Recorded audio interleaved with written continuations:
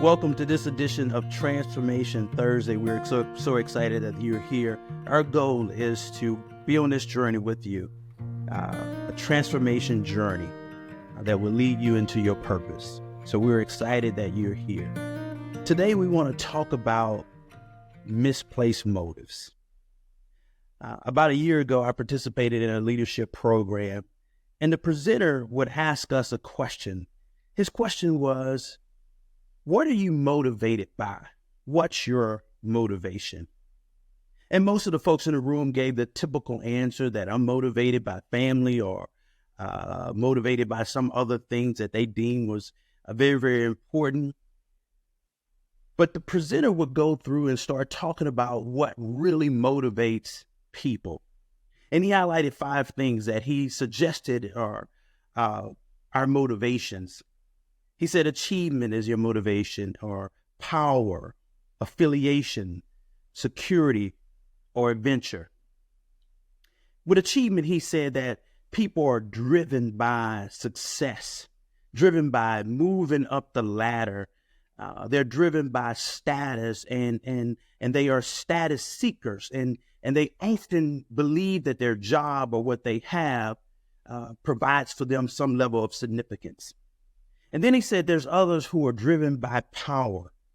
They're driven by the desire to be in control, to be the so-called shot caller, or to be that person who gives instructions and says who needs to do what.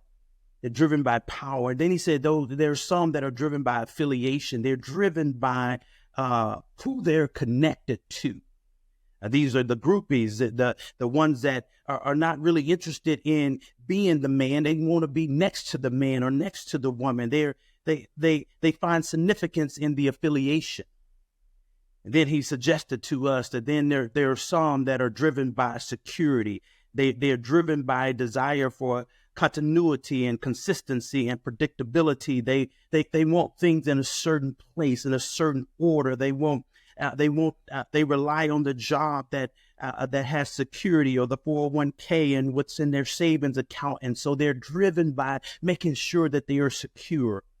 And then there are those who are driven by adventure. They're driven by or motivated by taking risk and taking chances. They like uncertainty. They like those spaces, and they're often looking for the next big thing. And so they're constantly shifting and constantly changing. And he suggested to us that each of us fall in one of these 5 categories. And what I want to suggest to you at this point is that it's great to have goals and it's great to have aspirations, but at the same time, we have to be very careful that we don't have misplaced motives. We have to be very careful that we don't have misplaced motives, because misplaced motives only serve to distract us from our real purpose. In Mark chapter number 4, Jesus lays out this powerful parable of the sower and the seed.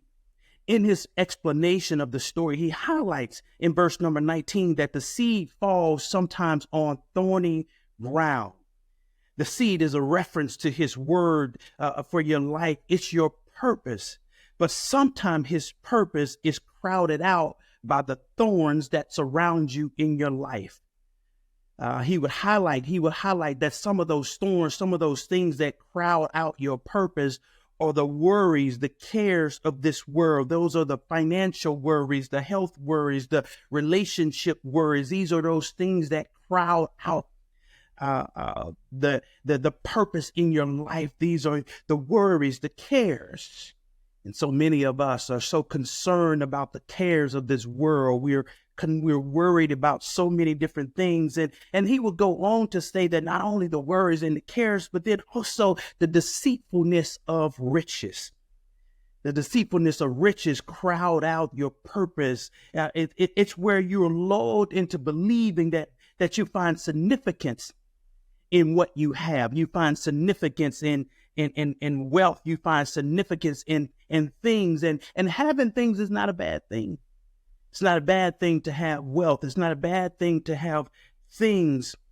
But the Bible also suggests to us that the root of all evil is money. Because sometimes we are drawn away by our desires to have it, and we make it our priority. And in essence, not only do we make it our priority, we also make it our God, where we keep chasing after it and we can never get enough of it. And there's and many of us have been deceived by riches, where we're constantly chasing after things. We're chasing after things that are without fruit, chasing after things that are meaningless. Ultimately, these things lead us down the wrong path. And too many begin to do whatever to get those things. The other thing that he point out is that sometimes your purpose is crowded out by other things. I love this right here. He said, other things. These are the things that really just don't matter. Other things, like what people think about you. That's the other thing. And so the question becomes, how do you know if you have misplaced motives? Can I suggest to you that you need to follow the treasures? Follow your treasures. Your treasures are your time and your money and your talents. Those are your treasures. And if you follow your treasures, you can always see where your priorities lie. If you follow your treasures, you can always see what your real motives are. In fact, if you look at Matthew chapter 6 and verse number 19, it's suggested to us that don't store up your treasures on the earth.